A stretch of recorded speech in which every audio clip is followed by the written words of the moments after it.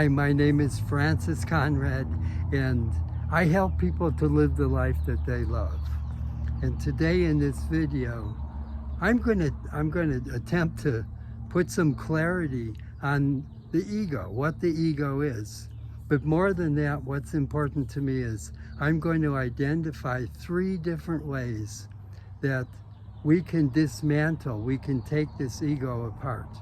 And the goal for taking the ego apart is so that instead of living from a false identity, a false sense of who I am, that I can actually step out of the ego and identify with my authenticity, with my true self. So dismantling the ego is in the service of truth. It's in the service of authenticity, of me having the life that's possible. And if I don't dismantle the ego, and if I don't uncover the falseness, then I get tricked into thinking that the ego represents who I am. And I'm a fool for representing myself the way the ego does. I call it fool's gold. And that's because when a person thinks of themselves as their ego, they're walking around with a counterfeit, with something that doesn't really represent them, and something that holds them back, limits them. It's like the ego creates a prison, and we live inside that prison. And we're fools to stay there and to identify that that's who I am. I have nothing more, to represent me than what I have in this prison. So today we're going to look at how do I get out of the prison?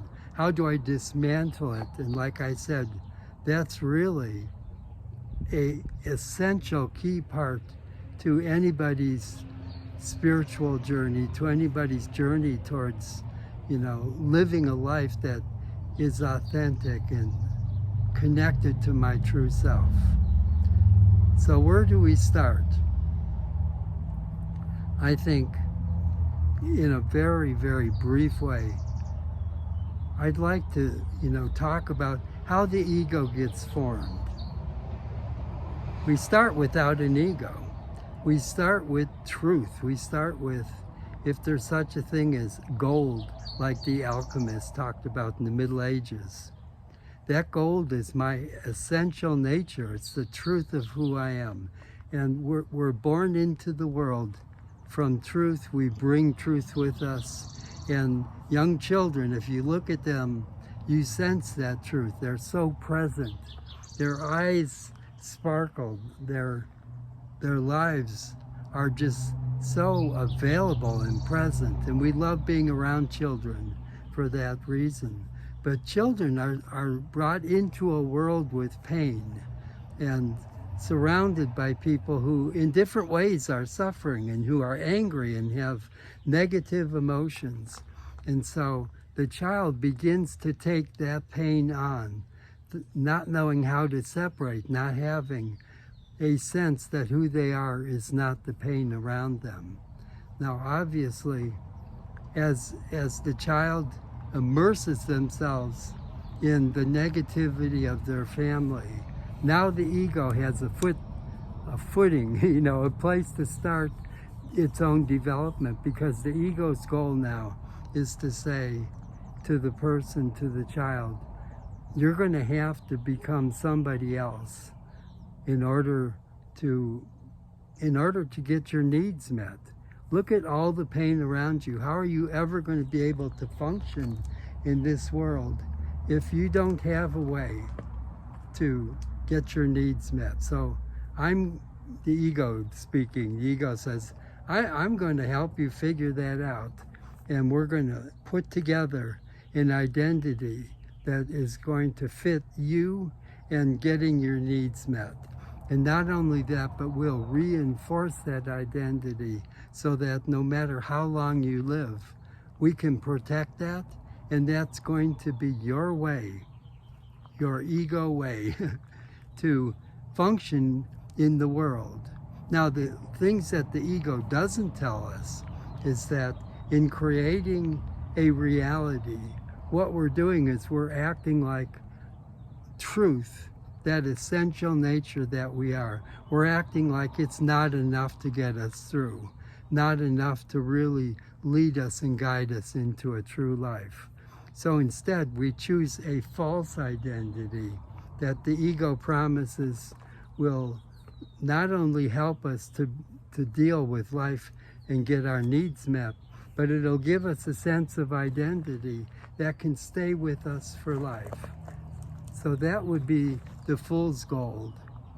I have a sense now as a human being, as a member of this family, I have a sense of how to get my needs met, how to deal with the world.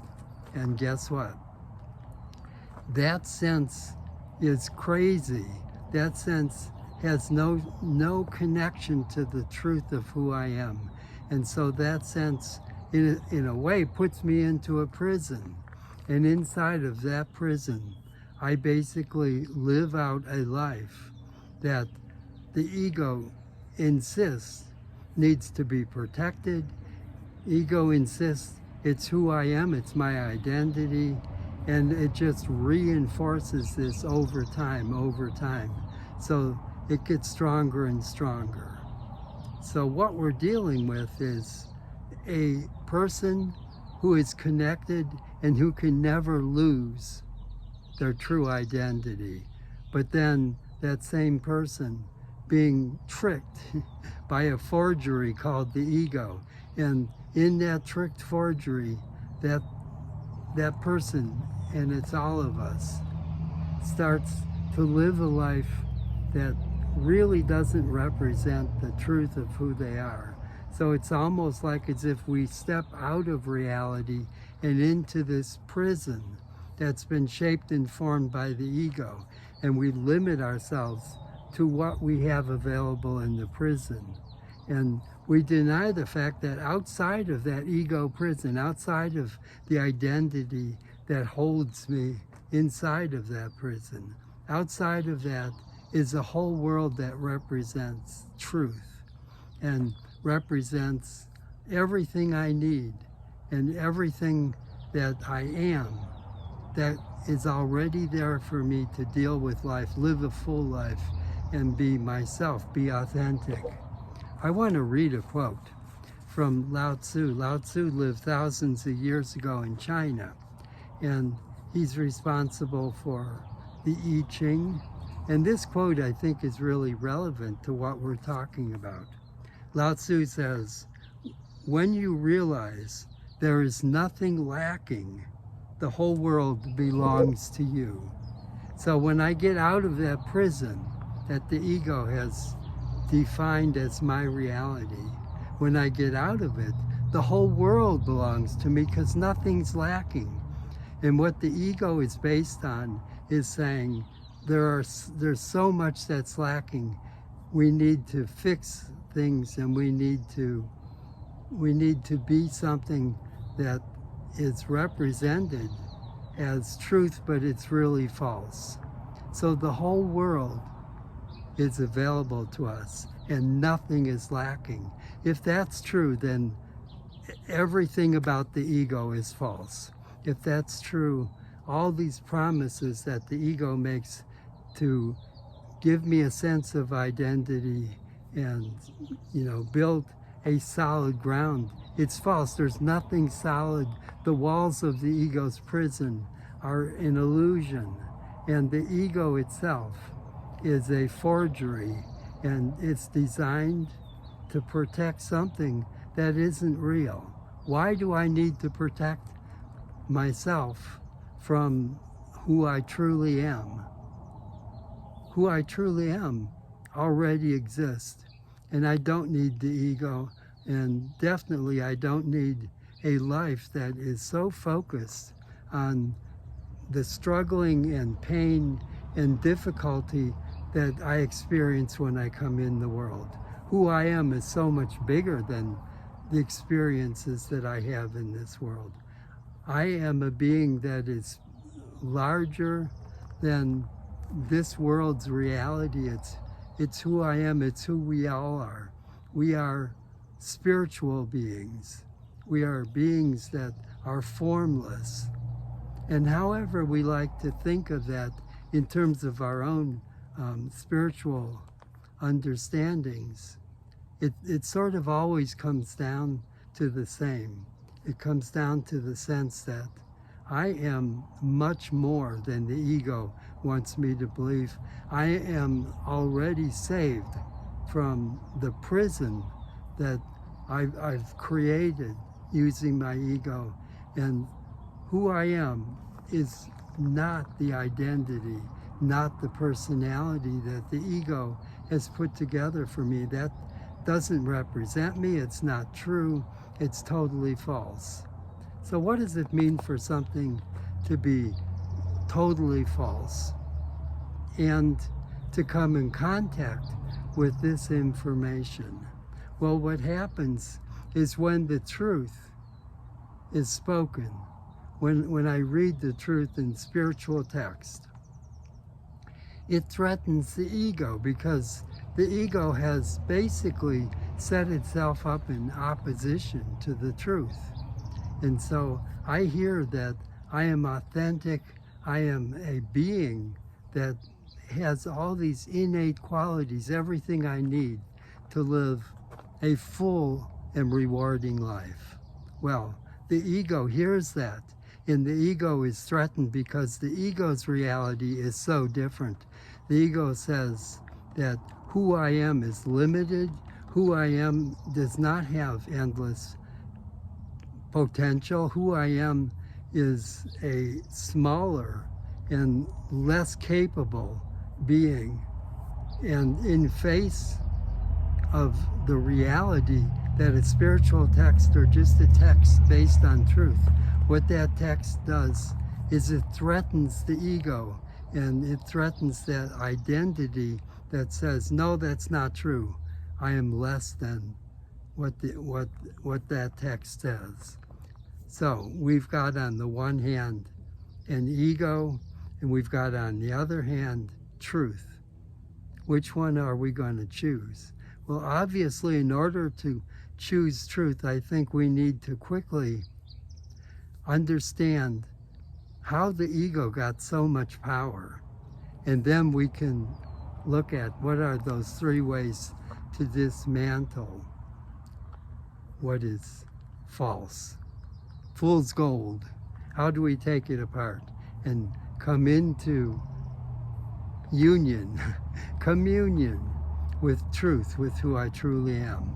Well, first of all, understand that one of the tricks, one of the counterfeits that the ego uses is that over a lifetime it begins to build a sense of identity.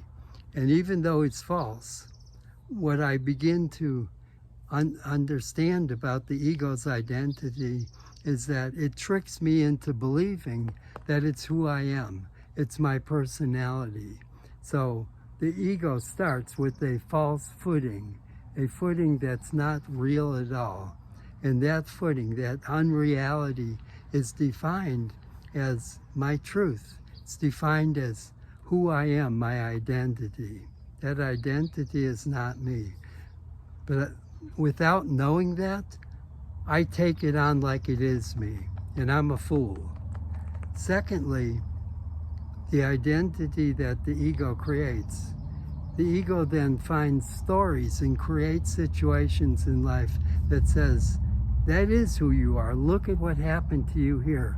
And it begins to put together stories that reinforce over and over again that identity that the ego created by these stories is reinforced so much that it's very difficult for me ever to look outside of the walls of that prison.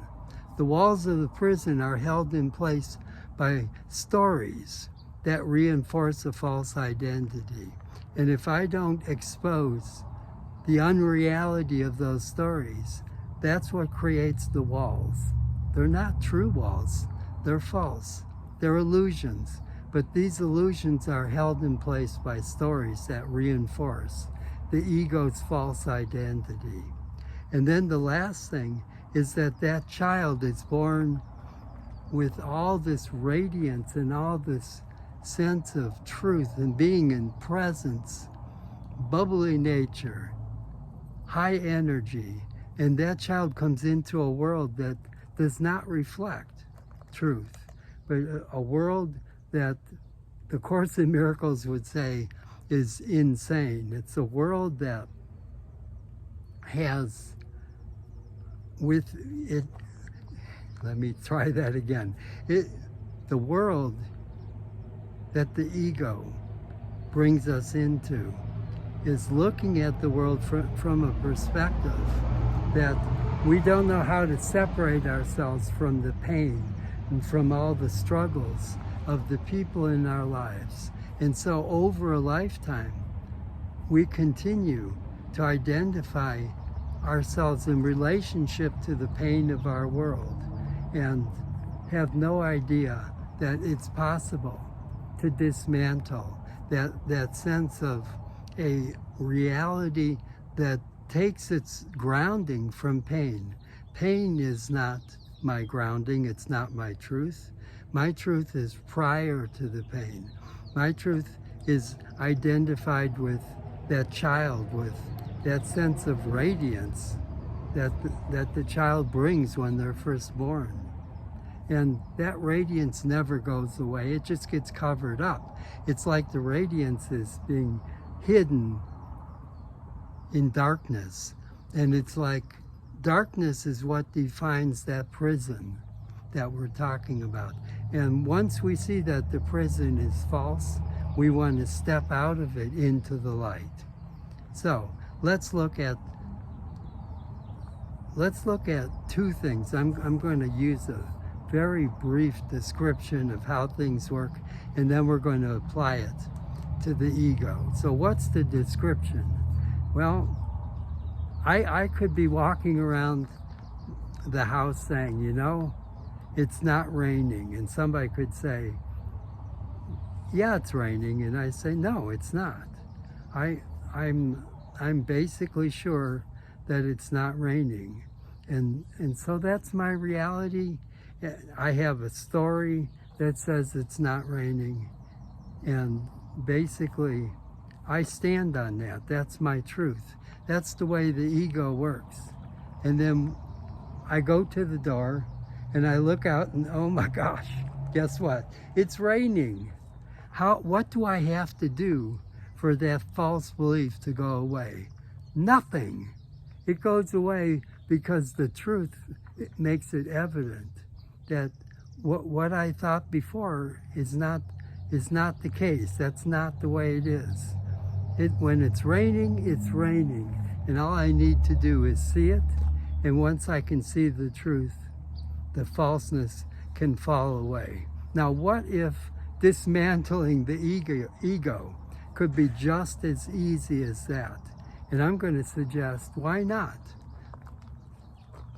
So let's look at the three ways that we can dismantle the ego without a lot of effort, because our goal is not to fix the ego. Our goal is not to make the prison bigger or more attractive. Our goal is not to reinforce and get different stories about our identity. Our goal is to step away from a false identity. It's false. It's a fool's gold. Our goal is to step out of the prison. It's not real. And to step into the light. So, the first one I want to talk about is time. We use time, the concept of time, which is a falsehood. There is no such thing as time. But we use it to reinforce the identity that the ego presents and identifies as real for us. So, how do we do it? We can tell stories and we can go back in our memory, and year after year after year, we reinforce this is the kind of person I am, and it has to do with all these stories of how I grew up. And so I solidify who I am. I solidify my identity with time. And I act like as if the past is real, and that's why I am the person I am. I act like as if the future is real. Well, the past is not happening. It's over. And anytime I use the past to reinforce my identity, I'm basically kidding myself, because the past is no longer there. The only thing there is that I can say for sure is it's present, it's right now. The past is gone. Well, the same is true about the future. I can predict all kinds of things that I'd like to have or don't want to have happen and act like that's real and tell stories about it and reinforce it. But guess what? The future hasn't happened yet. So the future doesn't exist, it hasn't happened. The past is over. When I can basically see this, it's very freeing, because so many of those stories and those predictions of the future are basically ways that I take myself out of the present, where my true reality exists, where my essential nature shines in the light. The past and the future are just distractions, and if anything, they're only there to help me to reinforce an identity that's not true anyway. So the next one I want to talk about is that pain. Remember, the child with all its radiance and love and presence and energy comes into a world where it's surrounded by pain. And so much of what the ego wants to do is to defend myself from pain, to defend myself from a reality that feels so difficult to deal with. Well, the truth is that defending myself from pain keeps me on this side of the pain and keeps me from ever really looking at, if that pain were there, what's underneath it. If I keep defending myself from pain, I'm also not going through the pain to the light and love and energy that is in all of us. It's underneath it. It's outside the walls of our prison. So it's almost like what the ego uses to keep me in the prison is pain, and convincing myself that if I were ever to look outside of those walls, I would just be exposing myself to pain. And it wants me to defend myself so I don't experience that pain or decrease the amount. Pain has nothing to do with who I really am. Pain it's not my true nature. My nature is light, love, and radiance. So once I dissolve that sense that pain defines me, once I resolve the sense that my future and past define me, the last thing to look at is how our brains are put together. Neuroscience says that we create a state when something is experienced over and over and over. So take that identity, take that sense of personality that my ego has worked to craft and to make solid with so many stories. Anything that relates to that ego identity, as soon as it goes into my brain, it's like a flip of a switch. And all at once, my entire brain automatically responds the way that it always has. Automatically becomes the repetitious experience. It becomes the state that defines my way of seeing the world. So not only does the ego create an identity, a personality that's psychological, but it reinforces it with stories. And now we're saying not only stories, but it reinforces it with the brain state, that as soon as something relates to that ego identity, our whole brain flips a switch, and that becomes our way of seeing life. That becomes our reality. So I need to bring this to an end. But I think that, what we're seeing is that it doesn't take a lot of work. Lao Tzu was right. He said, there's nothing lacking. What we're doing is putting so much attention on what's false, rather than getting beyond the pain, rather than moving away from the distortions of the past and the future, and away from this automatic brain state that turns everything on to look like our reality matches our identity. Let's say that once I understand this, and once I see it for what it is, it's like looking at the reality of, is it raining or is it not raining? And I just look outside, and if the answer is yes or no, that's the reality. The same way with my sense of who I am in the world. I look at it and I ask myself, is this real? Does this represent me at my best? Is this connected to who I am at my most basic level? And if the answer is yes, then I continue to open up to that reality. And at the same time, by taking my energy away from the false identity, it's like I'm not feeding that falseness anymore. And what happens when I take my energy away is it begins to dissipate. It's no longer of interest, because my interest is in who I truly am. Hope that, this at least got you guys sharing like it with me, sharing this inquiry in a way that really helps us to think about the importance of getting out of a prison, the prison we created for ourselves. And what I'd like you to do is give me comments so I can continue to focus on creating, videos that are meaningful to you and in ways that will be helpful for all of us to explore truth. Thank you. Press like, leave comments, and definitely may you all live the life that you love. Thank you.